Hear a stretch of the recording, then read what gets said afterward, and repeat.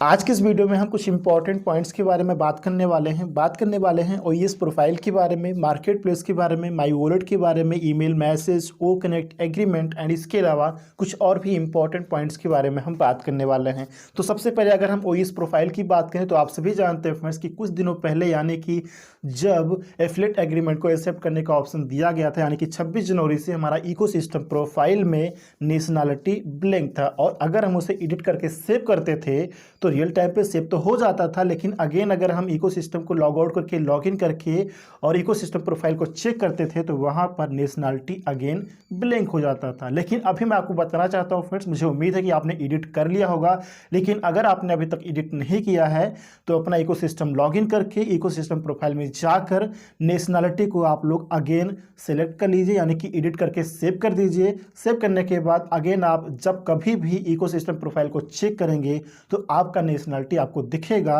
गायब नहीं होगा, ब्लैंक नहीं होगा। मतलब अभी ये जो इशू था उसको फिक्स कर दिया गया है। अभी आप लोग नेशनैलिटी को इकोसिस्टम प्रोफाइल में एडिट करके सेव कर सकते हैं, कोई प्रॉब्लम नहीं है। बात करें अगर हम मार्केट प्लेस की तो आज मॉर्निंग में इकोसिस्टम को लॉगिन करके जब मार्केट प्लेस को मैंने चेक किया तो वहां पर ओकेंड सब्सक्रिप्शन की रिगार्डिंग एक दो दिन से टोटल डेज में जो 500 प्लस दिखाई दे रहा था तो वो भी अभी फिक्स हो चुका है, वो भी ओके हो चुका है। मतलब जितना दिखाई देना चाहिए उतना ही वहां पर दिखाई दे रहा है। जो भी इशू था इसकी रिगार्डिंग उसको भी फिक्स कर दिया गया है। तो आप लोग भी अपना मार्केट प्लेस चेक कर सकते हैं फ्रेंड्स। अगर आपका भी मार्केट प्लेस में ओक एंड सब्सक्रिप्शन की रिगार्डिंग एक दो दिन से टोटल डेज में 500 प्लस दिखाई दे रहा था, मुझे उम्मीद है कि अभी ओके हो चुका है। जितना दिखाई देना चाहिए उतना ही आपको वहां पर दिखाई देगा, वो भी आप लोग चेक कर सकते हैं। बात करें अगर हम माई वॉलेट की तो इसकी रिगार्डिंग कुछ लोगों का मेरे पास मैसेज भी आया है और मैंने भी अपना इकोसिस्टम लॉगिन करके माई वॉलेट चेक किया है।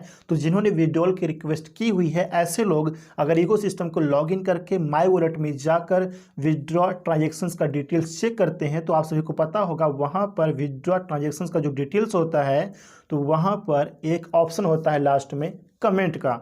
तो कमेंट में पहले कुछ भी दिखाई नहीं दे रहा था, लेकिन अभी अगर आप चेक करेंगे तो हो सकता है आपको वहां पर विड्रॉल क्रेडिट्स लिखा हुआ दिखाई दे, क्योंकि मुझे भी दिखाई दे रहा है और कुछ लोगों का मेरे पास मैसेज आया है, उनका भी कहना है कि वहां पर विड्रॉल क्रेडिट्स लिखा हुआ दिखाई दे रहा है।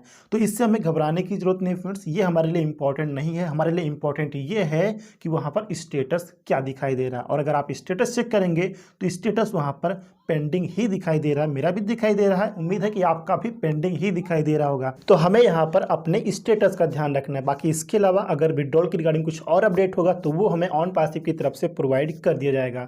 तो जिन्होंने विड्रॉल की रिक्वेस्ट की हुई है ऐसे लोग अगर माई वॉलेट में जाकर विड्रॉ ट्रांजेक्शन को चेक करते हैं और अगर आपको कमेंट्स में विड्रॉल क्रेडिट्स लिखा हुआ दिखाई देता है तो इससे आपको घबराने की जरूरत नहीं है। यहाँ पर आपको कुछ भी नहीं करना, जस्ट वेट कीजिए, अपने स्टेटस का केवल ध्यान रखिए बस फ्रेंड। इसके अलावा कुछ भी अपडेट होगा तो वो आपको ऑन पासिव की तरफ से प्रोवाइड कर दिया जाएगा। बात करें अगर हम विड्रॉल रिक्वेस्ट की तो इसकी रिगार्डिंग आप सभी को पता है फ्रेंड्स कि सबसे पहले 100 लोगों का यहाँ पर टेस्टिंग होना है, जिसके लिए पेमेंट प्रोसेसर की तरफ से 100 लोगों को ईमेल वेरिफिकेशन मैसेज प्राप्त होने वाला है। तो कुछ लोगों ने मेरे से ये पूछा है कि सूरज जी क्या ये मैसेज सभी को प्राप्त होगा? तो मैं आपको बताना चाहूँगा फ्रेंड्स, ये मैसेज केवल उन्हीं को प्राप्त होगा जिन्होंने विड्रॉल की रिक्वेस्ट की हुई है। वो भी सबसे पहले 100 लोगों को ईमेल वेरिफिकेशन मैसेज प्राप्त होने वाला है। तो जिन्होंने विड्रॉल की रिक्वेस्ट नहीं की है उनको इस मैसेज के लिए वेट करने की जरूरत नहीं है। जिन्होंने विड्रॉल की रिक्वेस्ट की है तो वो लोग अपने ईमेल या फिर ओमेल को चेक करते रहे फ्रेंड्स, आपको यहाँ पर ईमेल प्राप्त हो सकता है। लेकिन ध्यान रखिए सबसे पहले यहाँ पर 100 लोगों का टेस्टिंग होना है विड्रॉल के लिए। इसके अलावा अगर यहाँ पर हम ओकेंड की बात करें तो कुछ लोगों ने मेरे से पूछा है कि सूरज जी अगर हम ओकेंड डैशबोर्ड को ओपन करते हैं तो कभी कभी हमें वहाँ पर सबसे ऊपर बिकम एन एफिलिएट का ऑप्शन नजर आता है, तो क्या हमें वहाँ पर क्लिक करके साइन करना है? अगेन मैं आपको बताना चाहूँगा फ्रेंड्स, आपको ऐसा नहीं करना है, ऐसा करने की जरूरत ही नहीं है, क्योंकि आपने ऑलरेडी इकोसिस्टम में रजिस्ट्रेशन करने के बाद डैशबोर्ड पर बिकम एन एफिलिएट पर क्लिक करके एनडीए साइन कर दिया था।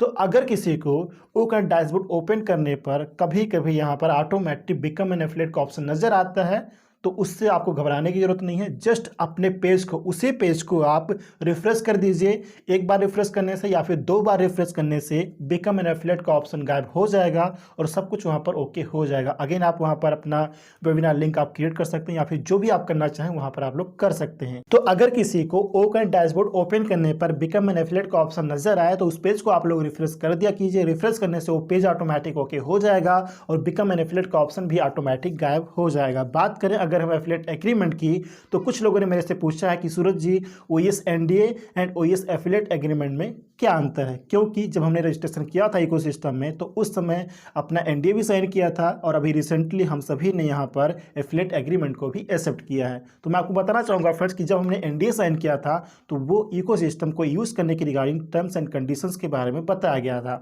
और अभी हमने रिसेंटली जो एफिलिएट एग्रीमेंट को एक्सेप्ट किया है तो ये एफिलिएट यानी कि इकोसिस्टम में आप सभी जानते हैं एफिलिएट प्रोग्राम प्रोवाइड किया गया है। तो एफिलिएट प्रोग्राम की रिगार्डिंग जो टर्म्स एंड कंडीशंस हैं उसके बारे में हम सभी को बताया गया है। तो ये एफिलिएट प्रोग्राम की रिगार्डिंग एफिलिएट एग्रीमेंट है और वो इकोसिस्टम को यूज़ करने के रिगार्डिंग टर्म्स एंड कंडीशंस था। तो ये थे कुछ इंपॉर्टेंट पॉइंट्स जिसकी रिगार्डिंग मुझे आपसे बात करनी थी। उम्मीद है कि ये सभी पॉइंट आपको आसानी से समझ में आ गए होंगे एंड ये वीडियो भी आपको इन्फॉर्मेटिव जरूर लगी होगी। वीडियो इन्फॉर्मेटिव लगी तो वीडियो को लाइक शेयर एंड चैनल को सब्सक्राइब जरूर कर लीजिएगा।